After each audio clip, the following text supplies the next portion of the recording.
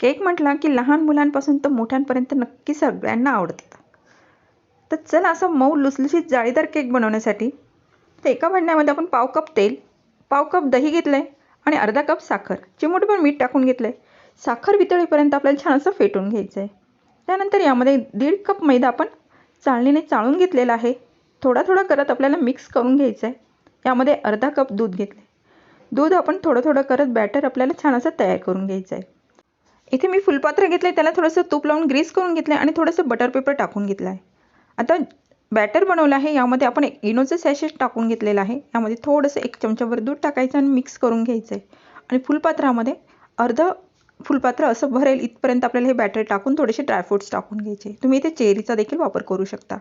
आता गॅसवर कढई मी प्रीहीट होण्यासाठी ठेवलेली होती 10 मिनिटासाठी. त्यावर ठेवून 20 मिनिटासाठी छान असे बेक करून घेतले. तयार आहे मऊ लुसलुशीत आपले जाळीदार केक.